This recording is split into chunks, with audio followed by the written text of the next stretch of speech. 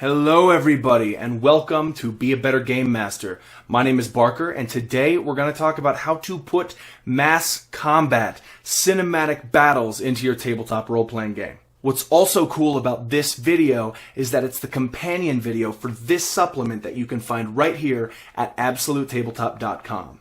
Be a better battle master. Now wait, if you don't have the supplement, no worries. There's still a bunch of inspiration in this video, still a bunch of stuff that you can use to run better mass combat battles in your RPG. But if you do have the supplement, number one, thank you very much. And number two, you're going to find this a pretty cool visual representation of some of the ideas that we conveyed inside the supplement. So what do you say we get started? Let's be a better battle master.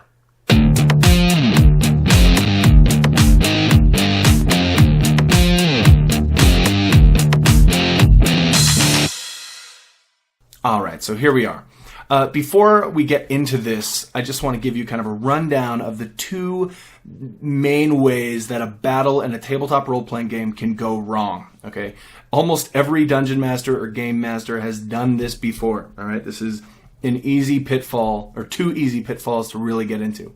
Okay, so either number one, the battle is just zoomed in way too far, okay? So you have your player character right there, and you have all of these different enemies, and the enemies are attacking your player character, but they're all weaker. So your character, what do? Well, I attack this enemy. Okay, cool, you kill him, he's dead. What do you do now? Well, I attack this character. Well, you kill him too. What do you do now? Well, I attack this enemy.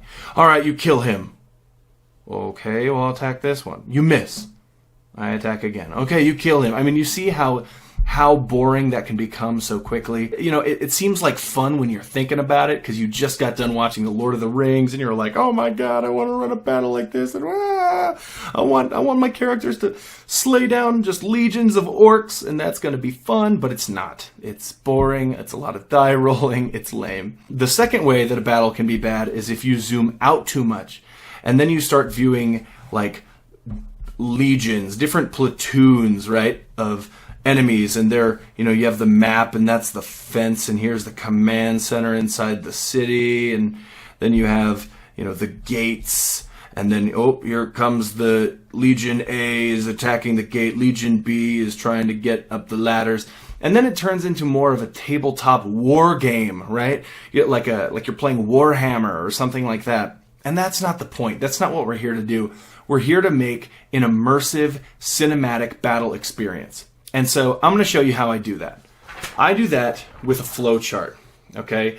Now, if you don't have a flow chart like this because you didn't get the PDF, don't even worry about it. You can just draw this on a sheet of paper. You can just draw your circles. These are terrible circles. Anyway, you can just draw the flow chart, no problem. But basically, what we have here is we have three rows, okay? Phase 1, Phase 2, Phase 3. And at the top I put the Battle of Thorns Reach because that just sounded awesome. You gotta have an awesome battle name. Or else what's the point? What's the point? You never hear about the Battle of Twinkerton. No, give me a break. It's Helm's Deep. Alright, so we're gonna start up here at Phase 1. What Phase 1 is basically the beginning of the battle. I want you to think of it as, you know, the first things that the characters are gonna have to deal with when the battle begins. Now you can make any type of battle you want, but I'm going to make kind of like a siege, alright? I like the idea of Thorns Reach being a fortress. So the first three things that my characters will have to deal with during the siege are, we'll say, ladders. Okay, so I'm going to write ladders here. The second thing they're going to have to deal with is, you know, a battering ram.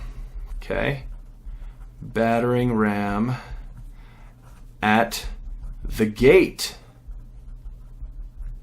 And the third thing, we're going to leave it blank, all right? And I'm gonna tell you why later on. Basically, you know, you can have 3 of these shapes, you can have 4 of these shapes, but what you kind of want to aim for most of the time is you want one more encounter than your characters can handle. So if Phase 1 is the beginning of the battle, Phase 2 is kind of the middle of the battle when some of the things in Phase 1 start going wrong. Okay, so first things first, we're going to talk about the ladders. These two triangles correspond with the ladders. Okay, so I'm going to draw some arrows down. And what we want to think of are 2 things that the characters will have to deal with if they don't solve this problem. So if the enemy scales the walls with the ladders, what are two things they're going to have to deal with? The first one I'm thinking is, oh no, our siege weapons. Basically what this means is the enemy is turning our own weapons against us. The enemy's on the walls, they're turning our ballistas back around at us, they're attacking us in the courtyard. We have to take care of that. Okay, so now let's think of a second thing that the characters will need to deal with if the whole ladders thing goes south. And the one thing that really pops into my brain about this is that the enemy is now in the city. But I think that's a little too vague, actually. I like the idea of the enemy starting to set fire to the city. They're burning the city. So let's go here now to the battering ram at the gate. What are some things that go wrong if the characters, fail to stop the battering ram or fail to reinforce the gate? Well, automatically there's a fight in the courtyard. They've broken through. So fight in the courtyard. Okay, and so for the second one, I put trolls. I'm totally stealing an idea from the Battle of Minas Tirith in Lord of the Rings here. I love the idea of the gate bursting inward, and trolls are now having to be dealt with in the courtyard as well. So those are two things that would go wrong if the battering ram totally succeeded in busting down the gate.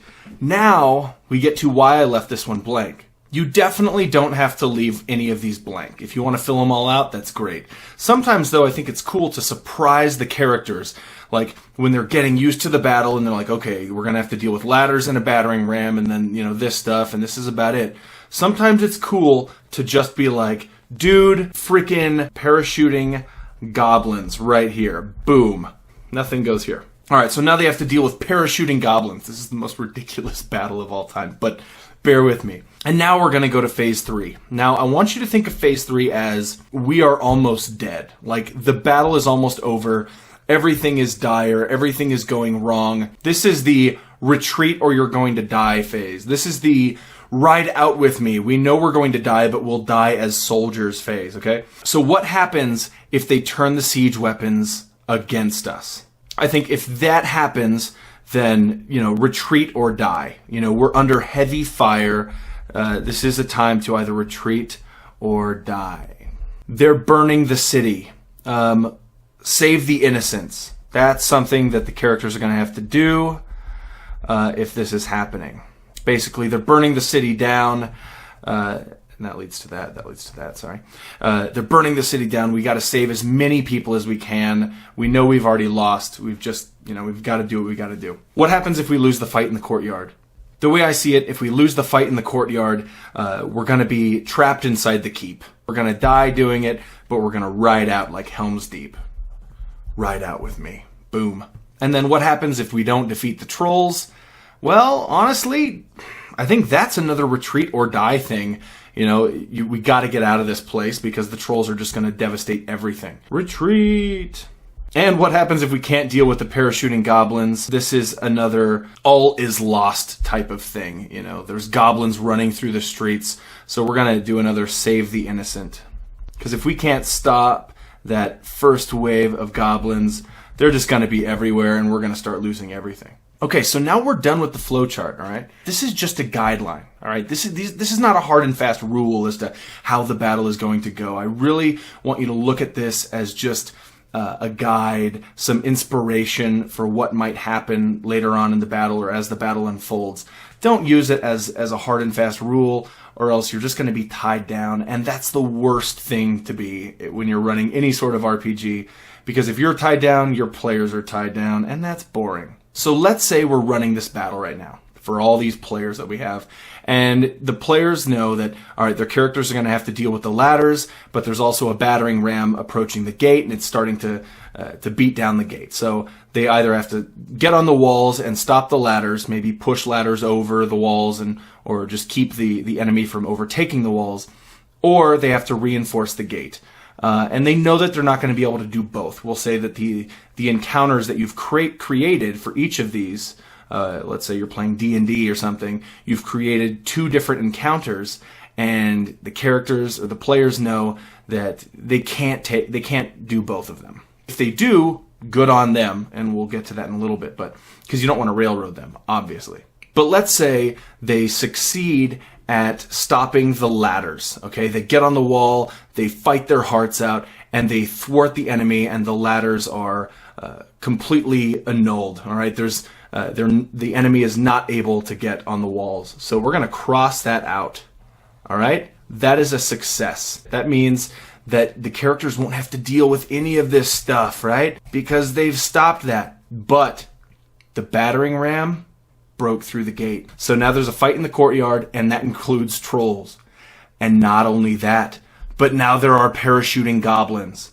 So now the characters have to decide, all right, what are they going to do? The difficulty of each of these encounters is up to you. If you want this battle to be won by the characters quite easily, then you can make them very easy. I always like the idea of having one too many encounters for them to handle. So let's say they fight in the courtyard, okay, and they defeat the enemy, and they also defeat the trolls. But the parachuting goblins are all up in this city. We've got to get the innocent out and maybe even see if we can have a counterattack. You've just run the battle just through your mind. We haven't even run it in a game, but it's good to have just an idea of how the battle will progress. And you're not railroading the characters because they get to decide what they do. And let's say hypothetically that yes, the characters do beat the ladders and they also beat the battering ram. The battle's still not over because now parachuting goblins are coming down. So the battle's still evolving and changing. And that's the whole point of this process, because battles do evolve. In any movie that you see, The Lord of the Rings, the Battle of Helm's Deep is a great analogy, all right, for this. Because at the beginning they have ladders and a battering ram, and they stop the battering ram, but they don't stop the ladders. And in the second one, okay, in the second phase, oh no, someone is trying to blow up the entire deeping wall. And you know what? They don't stop that either. It happens. They end up having to, ride out to meet the enemy. And, of course, Gandalf comes and saves the day, blah, blah, blah. But you can kind of visualize any cinematic battle as kind of having its own flowchart. And that's how you should be looking at your battles, is immersive and cinematic. If your players believe that they're in some sort of awesome movie, you're doing it right.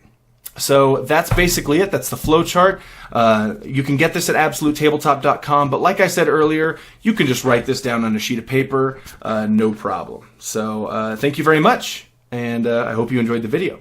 So there you have it. Running battles in a tabletop role-playing game can require some finesse, but in the end, it's pretty easy to do. So thank you very much for watching this video. If you enjoyed it, hit the like button. I think it's down there or there. Subscribe, comment below. Just thank you all very much. And as always, double tap peace and Godspeed. Blah. Nothing.